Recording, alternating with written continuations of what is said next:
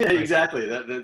It's great because I got to listen in, so I could make sure I did not repeat questions for you guys. Okay, we are recording. Welcome to Films Gone Wild, and let's have the both of you introduce yourselves. And David, you are going to introduce our audience to the film and tell us what Materna is all about. But first, introduce yourselves. My name is David Gutnik. I co-wrote and I directed the film. Materna is a film about four characters, four women on a train. They're all in the same subway car in New York City, and there's an incident on the train, a threat of violence, and every time we come back to the train, we see it from a different character's perspective, a different woman's perspective, and then we follow their story.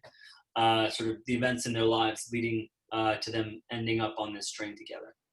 And Assol, you are one of our principals and also a co-writer, and if you will introduce yourself to the audience as well. Hi, just as you said, my name is Assol Abdullina, and I'm a co-writer and one of the actresses in the movie. Okay. So first I wanted to start off by saying, as I was watching the film, David, I was kind of chuckling to myself because I said, David's got like the indie film cool girls group here because you got Kate, you've got Lindsay. I know Liz Cardenas is a producer, and I'm like going, it's like you guys could not have. It's like you guys could have had like an indie girl sleepover. I don't think I'd be invited though. Well, yeah, you wouldn't, but Abdullah would have an awesome time. Yeah. Well, she won. Assol won the best actress award at Tribeca. So it's like you guys are fortified, so I was I was amused at that, but I wanted to start off with talking about the script itself, because when you have four stories, just in the writing process, balancing those stories, keeping that balance is so key to making sure that something like this does not go off the rails. So I'd love for the two of you first to talk about how you worked, and I know there's a third writer, how that development process took place for the film. Well, I think, yeah, I mean, I would say it started really organically. We separately started talking to each other. I was at a place in my life where, a vulnerable place where I was looking to deal with some stuff that was going on in my life. And so was Jade, and so was Assol, and we separately were talking to each other about some stories, personal stories that we wanted to adapt into a script, and we worked separately, and the more we started talking, the more I realized that we were sort of telling versions that there was emotional and psychological overlap in what we were dealing with. There were sort of variations on a similar theme. It's a bit like, and the stories just started gravitating to each other onto a single canvas. A bit like, like little droplets of water, that are separate, but then they kind of like turn into one glob. And that's how I would describe how the film sort of morphed from these individual separate stories into a singular narrative. And as far as how do you prevent the thing from coming off the rails, I think,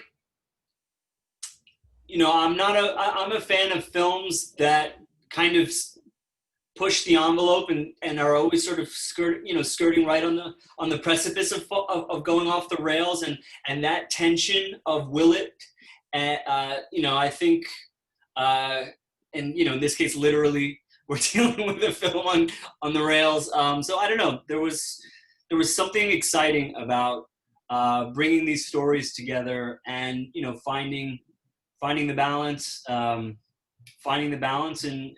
making it work. And I think we did. I hope we did. And now, Assol, from your perspective, you know, and again, like, you know, when you write as a team and you write with other people, you know, we have that image of like Billy Wilder and I Diamond, like, you know, on the sofa throwing ideas at each other back and forth, and, you know, or, you know, or one writer taking a time at the typewriter, and then that person being nudged out of the seat and the next person taking over. But that's not really the way that we do it, especially we don't do it nowadays because we can't be in the same room together.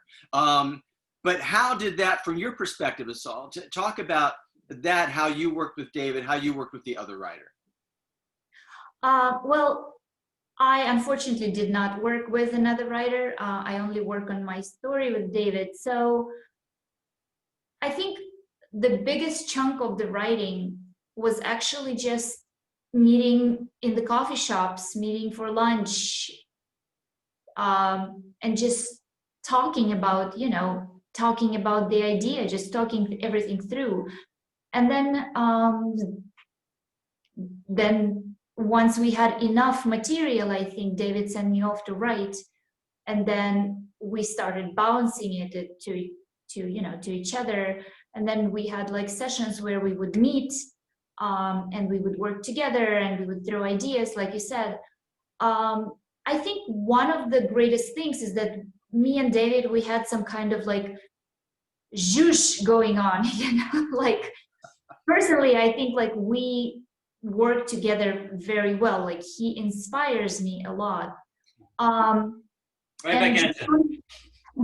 Going back to this like overall arc of combining 4 stories, personally, I think, I don't know if it's balanced so much, or maybe the balance is that we had to go as deep, as truthful as possible. And maybe that's kind of a thing that ties everything together, the deepest truths, the scariest things that David kind of pushed to get into. Yeah. Right. Okay. And now, David, the other thing I'm very interested to hear you talk about is you have 4 women that you're working with, that are like, they are the stories. They each have their stories. And, obviously actors have very different personalities. Actors have very different processes to get. And, I know 2 of them, and I'm very curious to hear you talk about Lindsay and Kate. Yeah. And I'm very curious to hear you talk about your working process with them, with Jay, with Assol, and how that differed from actor to actor, and how it was similar from actor to actor. Sure. Good questions. Well, the way I worked with Jade and Assol was very different from the way I worked with Lindsay and Kate, just by virtue of the fact that I wrote the film with Assol and Jade. So we spent a lot of time together prior to production, getting to know the character and developing a working relationship. So that by the time, Assol and I got to set,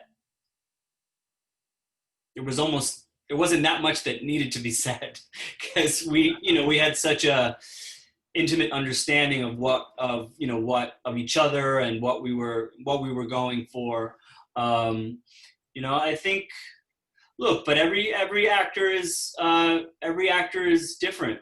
Some actors really need a lot of dialogue, and some, just kind of leave me alone, let me do my thing, and when I need you, okay, but give me my space to inhabit the character. I think Kate is just such a brilliant actor and has so much going on inside of her, and she's a very I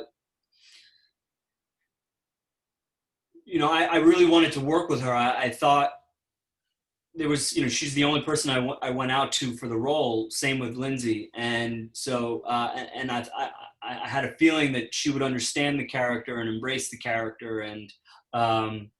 And she did, as there, I just, we had our conversation in the beginning, and then there was just, so people think of directing as like, you really have to be there to hover and talk all the time. But like, it's so much of what I feel like I have to do is like know when to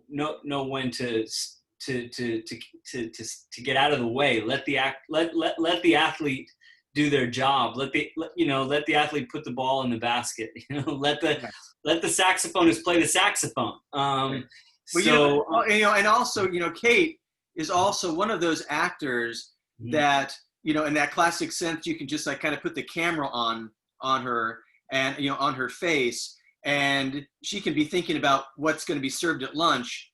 Right. But what we'll read is this complicated, thought process that when you're in the editing process, you go, oh my God, she's thinking about, literally life and death. And you go, well, that's not actually what she was thinking about, but that's Kate, right? Yeah, no, there's always something going on there. And just really a joy to work with. And then with Lindsay, she was playing a character that is a tough character, saying some really, challenging, difficult, potentially, problematic things. But she's an actor who's demonstrated throughout her career that she, a great courage to play characters that aren't necessarily likable on the page, but taking that on and not apologizing for the character, really owning it and committing, and she did, and this is but we certainly had to talk through the role a bit more, because of the material, and I think we found a register for what she's doing. But again, it's like at the end of the day, it's all up to the actor. Who is it? Was it Meisner? Is it a pound of an ounce of behavior is worth a pound of words.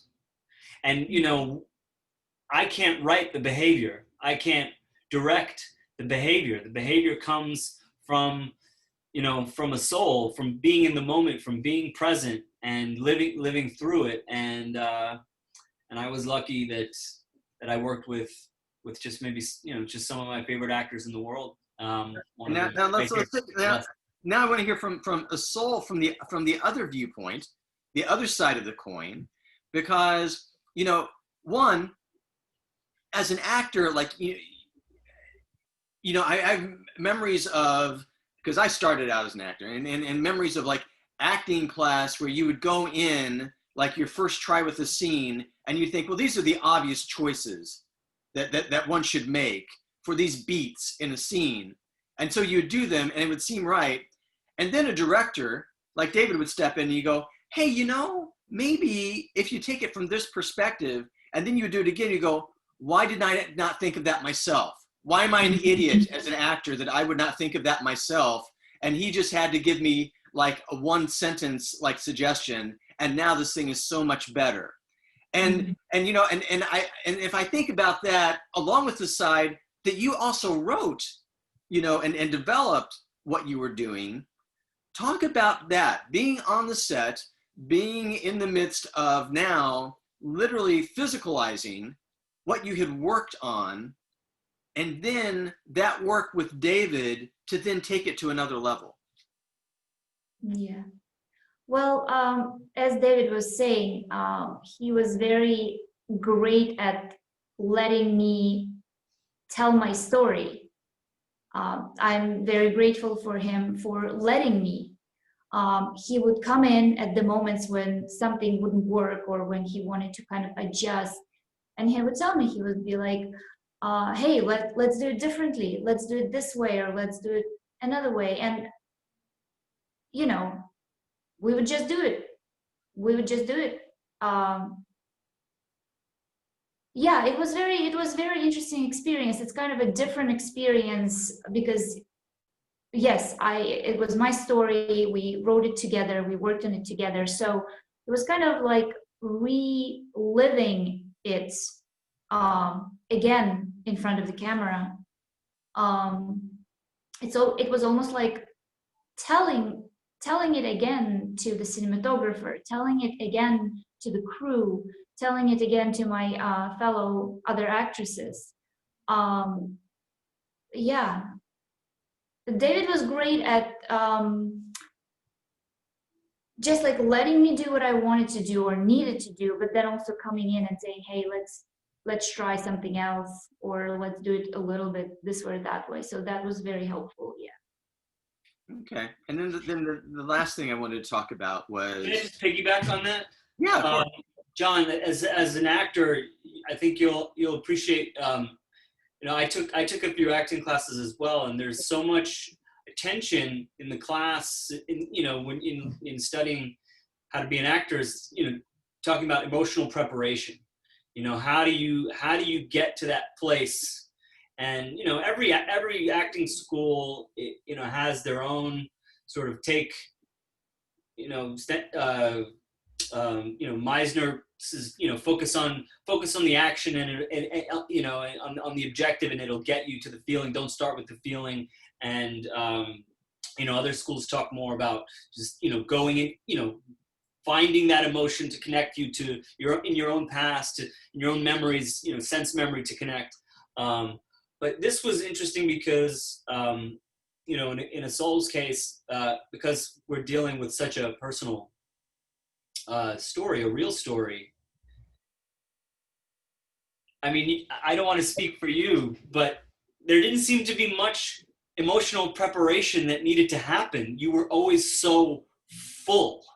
You were always so, in it, that on a dime, she's crying in this take, and again and again and again. It was always such, and you don't have to cry to be emotional, but there was always so much going on inside that the camera could see that I think came from the fact that you were dealing with something so close. So that was, and that's another reason why you get away. For me, it's like, just don't mess with that. It's like I sat in on an acting class in New York, and the teacher said something to the effect of, "You can't act what you get for free." And and in one sense that means the other person is right there with you. That's free. Take that and run with it. But in another sense, it's like you have all this going on. It's like so you don't want to mess with that. You just want to let that thrive, and it did. Well, to now to piggyback on the idea of getting something for free, let's talk about shooting in New York, because I was watching this, and I was like, and I was, of course, like thinking, are they stealing this shot? Did we bring our actors on the subway and steal this? Or did we go through the permit process? Because, oh my God, that would have been a nightmare. And so I was really anxious to talk to you, both about that, about filming in New York, and and technically how you pulled it off, and then too also how that, because again, shooting in New York as opposed to anywhere else, talk about having an additional character or the benefit as an actor to have that surrounding you, to ground you into the character you're trying to to pull off. I think those things are important. So I would love to have both of you talk about that. And of course I know, well, anyway, just start, David. Sure. Yeah. I mean, my producers would yell at me for admitting any of this, but they're not here. Yeah, we definitely had to do a lot of stealing. In that, anyone who's ever tried to shoot on a train in New York knows what hell that is. And I was talking to an executive, a friend from also grew up in New York, and I told him, I said, yeah, we shot on the train. He said, oh, how'd you do it? How'd you afford it? Well, we just stole it. And he looked at me and he said, okay, Scorsese's never even done that. How did you do that? But we did. We had the best background actors.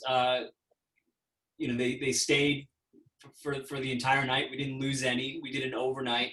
And there are rules. You have to and people have to be able to use the bathroom. And if you're on the train, how do you do that? So there are certain stops that, where our checkpoints where we would have to get off, and then, people, go to the McDonald's, down the street. But we're shooting on a subway car, and they're all different styles. So at 3 o'clock in the morning, you get back on the platform, you wait a half hour for the train to come, but then it might be it could be the wrong train. So several times we had to watch trains pass and then wait for another half hour to get on the right one. So yeah, and sometimes there's the New Yorker on the subway car, and you say, hey, would you mind going to the next car over or something like that? And in classic New York style, they tell you to go fuck yourself. And so there's someone's got to just come over and have the conversation. Can you please? So so it's just and then there's people who are rowdy and giving you a hard time while you're shooting and screaming during the take. And so there's a lot that we had to, I definitely had some PTSD for the next couple of weeks. Every time I got back on the subway, I was still recovering from the night. We were dealing with some heavy material on the subway as well. So that, but we did it as safely as we could. We had, we always had producers that, we never shot with somebody who was not part of the team and crew on the subway car. There were always people producers at the opposite ends of the subway car, blocking the doors and blocking the windows. And so, well, yeah. I mean, it's always, again, anyone who's lived in New York or spent any time there, I think can appreciate that, and anybody who's had to, like I said, go through that permitting process or not, can appreciate that. It was it was too expensive. We just didn't have the money to do it. Absolutely. Well, listen, and the soul dropped off, so unfortunately I can't say goodbye to her. But David, it's been wonderful to talk to you. And again, the film is Materna, and playing at the Naples International Film Festival. And congratulations for that. And look forward to seeing the movie. Have a nice film festival tour before it hits its distribution. Oh yeah, appreciate that. It's good talking to you. Awesome, great talking to you. Okay. All right. Thank you.